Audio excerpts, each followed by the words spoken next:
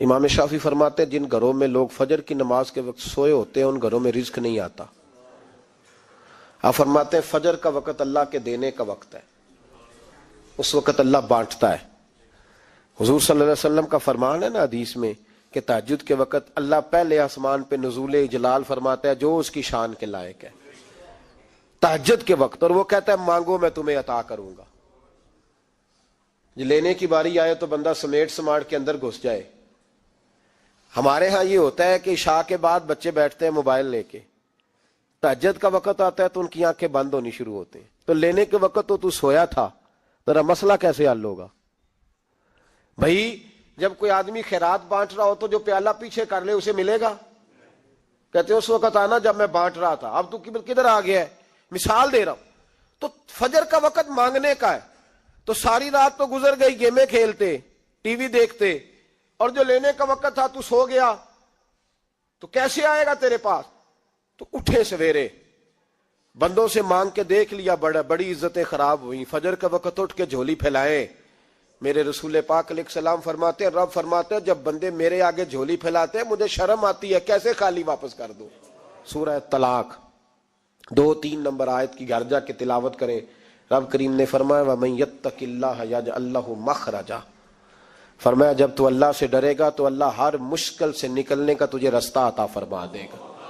اور کیا خوبصورت انداز ہے قرآن مجید کا، اور ہم نے اس کا لاکھوں بار تجربہ کیا، بیسوں اور سینکڑوں بار یہ چیز ذاتی طور پر پریکٹیکل سے گزری. اللہ نے فرمایا ہر مشکل سے نکلنے کا رستہ بھی دے گا، وَيَرْزُقْهُ مِنْ حَيْثُ لَا يَحْتَسِبُ، اور اللہ تجھے وہاں سے رزق دے گا کہ تو نے کبھی سوچا بھی نہیں ہوگا. وَيَرْزُقْهُ مِنْ حَيْثُ لَا يَحْتَسِبُ، سے دے گا کہ تو نے کبھی سوچا بھی. ایک صحابی تھے حضرت عوف بن مالک رضی اللہ تعالیٰ، کہتے میرا بچہ کافروں نے قید کر لیا، گھر میں غربت پہلے بڑی زیادہ تھی، میں دروازہ رسول پہ آیا، حضور اب کیا کروں؟ تو کہتے ہیں نبی پاک نے فرمایا بھروسہ اللہ کی ذات پہ کر، توکل اللہ کی ذات پہ کر، اور گھر جا کے تسبیح لے کے میاں بیوی بیٹھ جاؤ اور پڑھو لا حول ولا قوت الا باللہ العلی العظیم، جاؤ پڑھو جا کے. کہتے ہیں میں گھر بیٹھا ابھی چند تسبیحاں پڑھی تھی کہ دروازے پہ دستک ہوئی، دروازہ کھولا تو میرا بیٹا دروازے پہ کھڑا تھا، پلٹ کے دیکھا تو 400 بکریاں بھی لایا تھا. اور میں نے کہا بیٹا یہ کیسے آ گئی؟ کہنے لگے ابا جی مجھے ایک حویلی میں کافروں نے قید کیا ہوا تھا، میں بڑا پریشان تھا، لیکن ابھی تھوڑا دیر پہلے پتہ نہیں کیا ہوا ہے، میں نے یوں ہاتھ لایا تو رسیاں کھل گئی، باہر نکلا ہوں تو 2-3 بندوں پہ نیند کا ایسا غلبہ تھا کہ بے ہوش ہو کے گرے ہوئے تھے، 400 بکریاں بھی تھی، میں نے دروازہ کھولا بکریاں میرے ساتھ دوڑنے لگ گئی ہے، تو میں 400 بکری بھی لے آیا ہوں، پلٹ پلٹ کے دیکھتا رہا ہوں پر میلوں کا سفر ہوا وہ آئے ہی نہیں. تو والد کہنے لگے بیٹا چلو پہلے مصطفیٰ کریم سے جا کے پوچھ لیں، دیکھیں کیسے مالی مسئلے حل ہوتے ہیں. حضور سے جا کے پوچھیں کہ ہمارے لیے جائز بھی ہے کہ نہیں. کہتے ہیں دروازہ رسول پہ جا کے ہم کھڑے ہوئے تھے کہ نبی پاک نے فرمایا دیکھا رب کریم کا فضل، دیکھا، فرمایا تیرا بیٹا بھی آ گیا، تیری غربت کا بھی حل ہو گیا ہے، یہ کافر کا مال ہے، اسے مال غنیمت سمجھ کے استعمال کر، تیرا ہی ہے. تو لا حول ولا قوت الا باللہ العلی العظیم پڑھیں تو رزق میں پڑھیں گے انشاءاللہ، بول کے بتائیے پڑھیں گے انشاءاللہ تعالی. لیکن سنی قوم تویز پہ لگ گئی ہے، کہتے وظیفہ پڑھنا پڑتا ہے، آپ لکھ کے دیں گلے میں ڈالنے کے لیے تاکہ وہ ڈالتا جاؤں اور میرے اوپر پیسوں کی بارش ہوتی جائے. وظیفہ پڑھیں، وظیفہ پڑھیں. سنیں ایک اور وظیفہ سنیں، امام قرطبی نے تفسیر قرطبی میں لکھا رزق کی برکت کا وظیفہ. امام قرطبی نے لکھا ہے حضرت انس بن مالک رضی اللہ تعالیٰ عنہ کہتے ہیں ایک شخص حضور کی بارگاہ میں آیا، کہا یا رسول اللہ صلی اللہ علیہ وسلم غربت بڑی ہے، بڑا دکھی ہوں، بڑا پریشان ہوں. تو حضور نے وظیفہ بتایا، فرمایا جب بھی گھر جاؤ نا گھر والوں کو سلام کہنی ہے، السلام علیکم. یعنی کب کہنی ہے؟ جب بھی جاؤ. کب کہنی ہے؟ یعنی گھر سے نکلے ماچس لینے کے لیے، واپس آ کے کہنا السلام علیکم. پھر گھر والوں نے کہا ہو یاد ہی نہیں رہا تھا، وہ تو چینی بھی ختم ہو گئی ہے. پھر گئے چینی لینے تو واپس آ کے پھر السلام علیکم. انہوں نے کہا خو ناراض نہ ہوئیے گا، پتی بھی نہیں چائے کی. اب واپس گئے تو پھر واپس آ کے کیا کہنا ہے؟ تو نبی پاک صلی اللہ علیہ وسلم نے فرمایا جب بھی گھر جا السلام علیکم کہے اور 3 دفعہ سورت اخلاص پڑھ دے. اور سورت بھی وہ بتائی جو سب کو آتی ہے، قل هو اللہ احد اللہ الصمد لم یلد ولم یولد ولم یکن لہ کفوا احد. 3 دفعہ یہ پڑھ دے. صحابی بڑے سیانے تھے, بڑے مسئلے حل کرتے تھے ہمارے. فٹافٹ بول پڑے وہ صحابی, کہنے لگے حضور میری تو چھوٹی سی فیملی ہے, کئی دفعہ بچے گھر نہیں ہوتے, ننھیال گئے ہوتے ہیں, تو پھر کیا کروں؟ حضور نے فرمایا جب گھر میں کوئی نہ ہو تو اپنے نبی پہ درود و سلام پڑھ دینا, تیرے نبی کا کرم تو تیرے گھر میں ہوگا نا. حضرت انس بن مالک رضی اللہ تعالیٰ عنہ فرماتے ہیں کہ ہم انتظار میں تھے کہ بندہ واپس آئے اور رزلٹ بتائے. کہتے ہیں وہ کچھ دنوں کے بعد واپس آئے تو عجیب بات کی انہوں نے. ہمسایوں سے کئی دفعہ بندے کی نہیں نا اتنی بنتی, اور کئی دفعہ لگتا ہے کہ میرا ہاتھ اوپر ہی رہے, یہ کہیں مجھ سے تگڑے نہ ہو جائے. کہتے ہیں وہ آئے تو نبی پاک صلی اللہ علیہ وسلم نے کہا کیا حال ہے تیرا؟ تو عرض کرنے لگے یا رسول اللہ صلی اللہ علیہ وسلم وظیفہ تو میں نے اپنے لیے پوچھا تھا اور میرے تو ہمسائے بھی امیر ہو گئے. حضور وہ تو میں نے اپنے لیے پوچھا تھا اور میرے دائیں بائیں والے لوگوں کو بڑی برکت ہوئی ہے. تو میرے محبوب مسکرانے لگے. حضور فرمانے لگے گویا برکتیں تیرے گھر میں جب برسی ہیں تو چھن چھن کے ان کا فیض اللہ نے تیرے ہمسایوں کو بھی عطا فرمایا. مشکل تو نہیں وظیفہ, کیا کرنا ہے؟ نہیں تو نہیں آکھنا مشکل لگتا مینوں نہیں, تسی کر دینا سلام لو, تسی کہنا بندے اسی ہیں تے سلام اسی لویے, تسی لو جاؤ کے دوبارہ گھر جا کے کیا کرنا ہے. چلے کچھ نہ کچھ 55% بولے ہی ہیں ماشاءاللہ. کیا کریں گے؟ السلام, اور پھر کیا پڑھنا ہے؟ سبحان اللہ. 3 دفعہ سورۃ اخلاص پڑھ دیں, فرمایا اللہ برکت پیدا کر دے گا. اب سنیں, ایک دوست آئے, کہنے لگے حضرت جی بڑے پیروں کے پاس گیا ہوں, مالی مسئلہ حل نہیں ہوتا. تو میں نے کہا میں تجھے نبی پاک کی بارگاہ میں نہ لے جاؤں, پیروں کے پیر کے پاس نہ چلے جائیں. میں نے کہا سن تیرا مالی مسئلہ حضور حل کر دیتے. مشکات میں حدیث ہے, ایک صحابی نے کہا حضور غربت ہے, فرمایا روز رات کو سورۃ واقعہ پڑھ, تیرے گھر میں فاقہ نہیں آئے گا. اور یار بتاؤ جب نبی پاک نے کہہ دیا نہیں آئے گا تو آئے گا, حضور نے کہہ دیا نہیں آئے گا تو آئے گا, اللہ اکبر, آ ہی نہیں سکتا. تو وہ والا وظیفہ پڑھ جو مصطفیٰ کریم نے بتایا ہے, اور رب کریم کی بارگاہ میں گویا نیت ہو کہ یا اللہ میں کوئی خود تو نہیں نہ پڑھ رہا, تیرے نبی نے بتایا ہے. سورۃ واقعہ پڑھ, تیرے گھر میں فاقہ. حضرت عبداللہ ابن مسعود رضی اللہ تعالیٰ عنہ بیمار ہو گئے, شدید بیمار, اور بیٹیوں کے باپ تھے, بیٹیاں زیادہ تھی. حضرت عثمان غنی رضی اللہ تعالیٰ عنہ کا دور خلافت تھا. جناب عثمان غنی تیمارداری کرنے آئے اور کہنے لگے عبداللہ آپ بڑے بیمار ہیں, ابن مسعود آپ بڑے علیل ہیں, کچھ پیسے نہ بھیج دوں خزانے سے؟ تو حضرت ابن مسعود کہنے لگے ضرورت نہیں, کہا آپ کی بیٹیاں ہیں کام آئیں گے. تو آپ فرمانے لگے میں نے بیٹیوں کو خزانہ دے دیا ہے. کہا کیا خزانہ دیا ہے؟ کہنے لگے میں نے اپنی بیٹیوں کو پابند کر لیا ہے, وہ رات کو روز سوتے وقت سورۃ واقعہ پڑھ کے سوتی ہے. تو نبی پاک نے کہا فاقہ نہیں آ سکتا, تو لہذا میری بیٹیوں پہ کبھی فاقہ نہیں آ سکتا. تو روز یہ تو کہتے ہو داماد جی سے کہ بھئی آپ مہربانی کرو, کو خرچہ بڑھاؤ, بچی بڑی پریشان ہے, تو بچی کو بھی ایک خزانہ دے دو, اس کو بیٹے روز رات کو سورۃ واقعہ پڑھا کر. رات سورۃ واقعہ پڑھے, صبح سورہ ملک پڑھے, دن کے وقت سورۃ بقرہ پڑھے. میرے نبی پاک صلی اللہ علیہ وسلم نے فرمایا جس گھر میں سورۃ بقرہ پڑھی جائے جن تو کیا شیطان بھی دوڑ جاتا ہے. تو کوئی جادو اثر کر سکتا ہے؟ تو ان وظیفوں پہ عمل کریں جو نبی پاک صلی اللہ علیہ وسلم نے ہمیں عطا کیے ہیں. حضور غوث پاک نے بھی ایک وظیفہ بتایا ہے, وہ بھی بتا دوں آپ کو.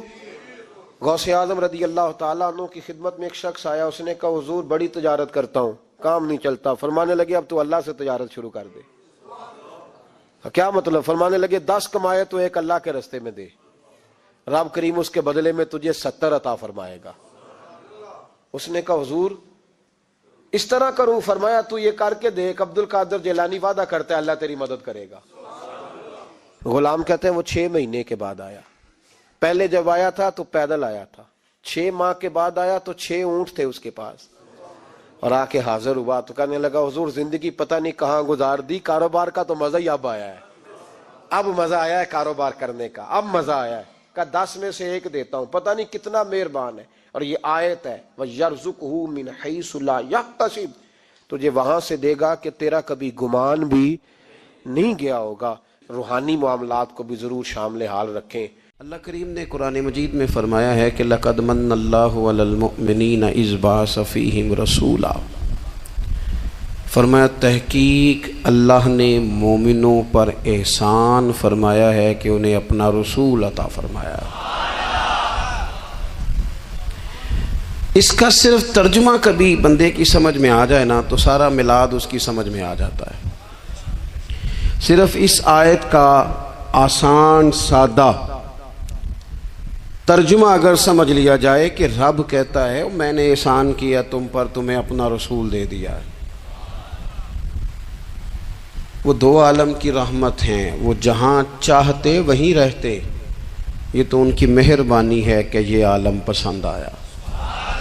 نبی پاک صلی اللہ تعالی علیہ وسلم ہمارے اوپر رب کا سب سے بڑا احسان ہے، اور اللہ تبارک و تعالیٰ نے سسکتی، تڑپتی، بے چین، پریشان، تکلیف میں مبتلا اپنی مخلوق پر رحم فرمایا اور رسول کریم عطا فرمائے۔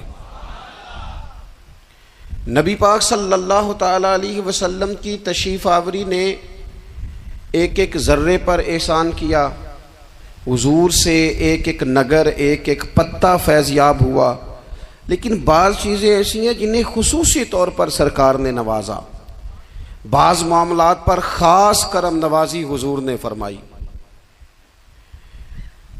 ایک اہم مسئلہ ہے عقیدے کا مسئلہ۔ جس بندے کا کوئی عقیدہ نہیں نہ ہوتا، کوئی نظریہ نہیں ہوتا، کوئی اس شخص کا خاص مزاج نہیں ہوتا سمجھنے والا، ماننے والا، وہ بندہ بھی بیچارہ کوئی زندگی کا لطف نہیں اٹھا پاتا۔ اس کا کوئی نظریہ ہی نہیں ہے، کوئی سوچ ہی نہیں ہے، کوئی اس کی فکر ہی نہیں ہے اس نے کس طرف جانا ہے۔ عقیدہ نہ ہو بندے کا، یعنی دنیا میں معاذ اللہ کچھ ایسے لوگ پائے جاتے ہیں جو سرے سے اللہ تعالیٰ کوئی نہیں مانتے، زندگی کیسے گزرے گی؟ وہ اپنی توجہات کا قبلہ کسے بنائیں گے؟ اور پھر دنیا میں کچھ لوگ ایسے گزرے جو کئی خداؤں کے قائل، کئی، اور پھر اہل عرب کا تو یہ حال کہ 360 بتوں کے سامنے جھکتے۔ مجھے بتائیے جس بندے کو یہی خبر نہ ہو میرا خالق اور مالک کون ہے، جس کو یہی پتہ نہ ہو کہ میرا رزق کہاں سے آتا ہے، میں نے مانگنا کہاں سے ہے، جسے یہ خبر ہی نہ ہو کہ میری دعاؤں کا رخ کس طرف ہونا چاہیے، اس کی بھی کوئی زندگی ہے؟ نبی پاک علیہ السلام نے سب سے بڑا احسان یہ فرمایا ہے کہ ہمیں عقیدہ توحید سکھایا ہے۔ حضور نے ہمیں ہر جگہ سے چھڑا کے رب کریم کی بارگاہ میں سجدہ کرنے کا حکم دیا ہے۔ عرب کے لوگ جو تھے وہ بڑی بڑی وہم کا شکار تھے، بڑی بڑی اوہام پرستی کا شکار تھے۔ یہ آج کل بھی وہم بہت زیادہ ہے نوجوانوں میں، یعنی کوئی فیصلہ پکا ہے ہی نہیں، کوئی پکی بات ہی نہیں کرتے، یہ کر لوں کہ نہ کروں،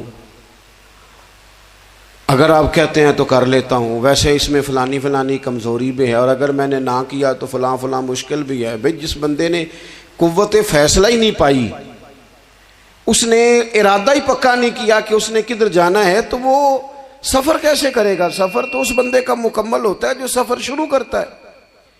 عرب کے لوگ بھی بڑے بڑے اوہام پرستی کا قائل تھے۔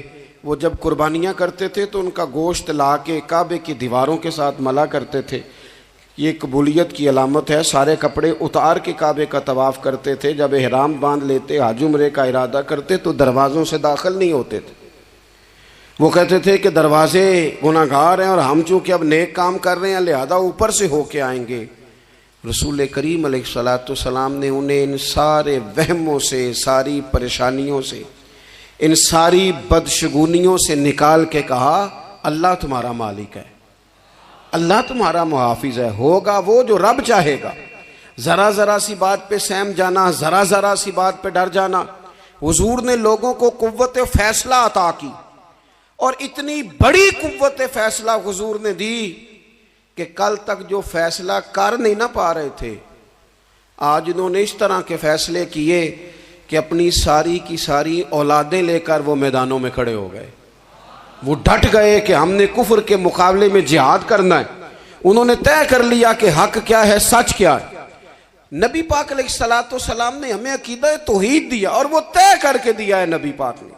سجدہ سوائے اللہ کے کسی کو جائز، اگر کوئی عبادت کی نیت سے کرتا ہے تو سجدہ کفر ہے، اور اگر تعظیم کی نیت سے کرتا ہے تو حرام ہے، आला हज़रत बरेलवी रहमत उल्लाह अलैह ने 50 के करीब दलाइल किताब व सुन्नत से और 100 से ज्यादा दलाइल फिक और रसूल फिक से बयान फरमाए हैं कि किसी और के लिए ताजीमी सजदा भी हराम है।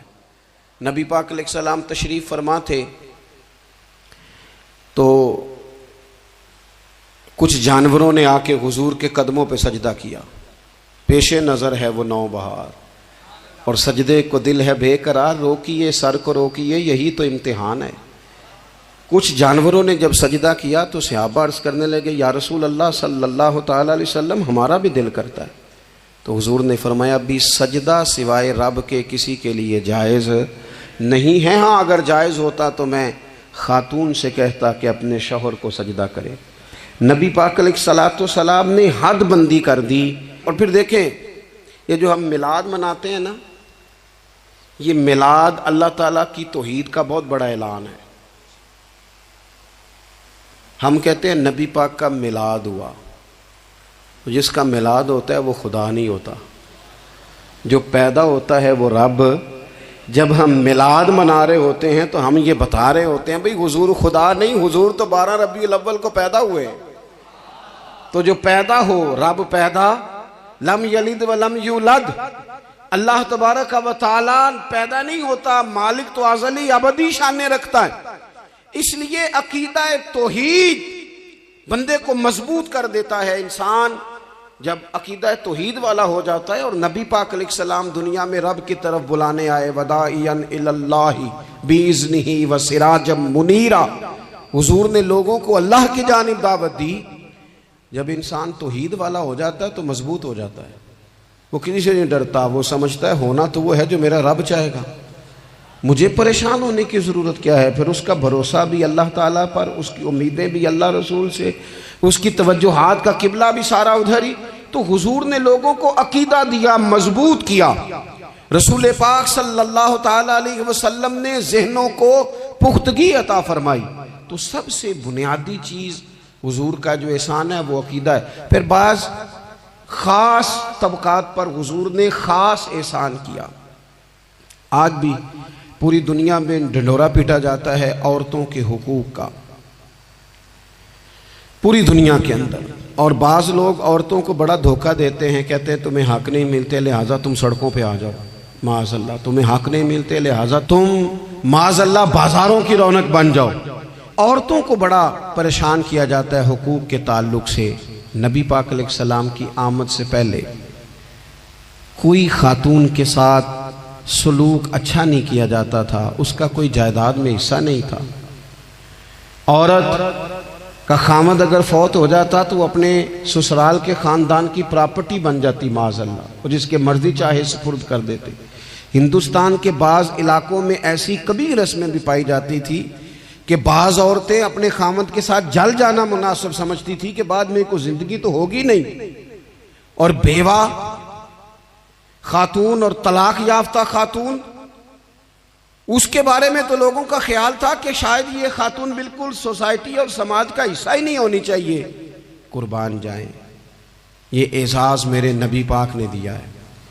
हुजूर ने पहली शादी ही उस खातून से की है जिनका पहले भी निकाह हो चुका था, और खातून को हुजूर ने हुकूक दिए, जायदाद में हिस्सा दिया। कहा जो बेटियों की बहनों की परवरिश करके आएगा और अच्छी परवरिश करके उन्हें रवाना कर देगा, जिस तरह मेरी 2 उंगलियां जुड़ी हुई हैं मेरे साथ जुड़ के जन्नत में जाएगा। और एक रवायत में फरमाया कि जब किसी के यहाँ बेटी पैदा होती है ना तो अल्लाह फरिश्तों को भेजता है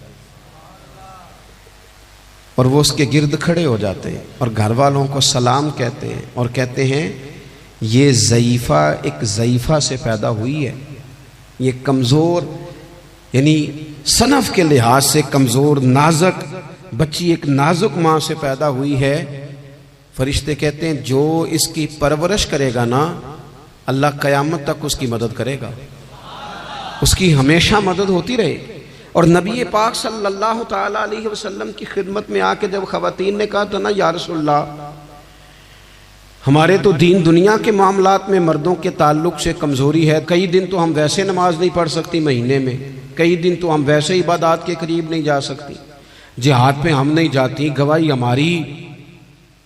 مردوں کے برابر نہیں، تو یا رسول اللہ صلی اللہ علیہ وسلم ہمارا بھی کوئی احساس ہے؟ تو حضور نے فرمایا جب کوئی خاتون حاملہ ہوتی ہے نا تو اللہ اسے اتنا ہی ثواب دیتا ہے جتنا جہاد کرنے والے کو ثواب دیتا ہے، اور جب بچہ پیدا ہوتا ہے تو اللہ تعالیٰ اسے شہادت کا درجہ عطا کرتا ہے، اور جب وہ بچوں کو دودھ پلاتی ہے تو رب اسے غلام آزاد کرنے کا ثواب عطا کرتا ہے۔ ایک دفعہ نا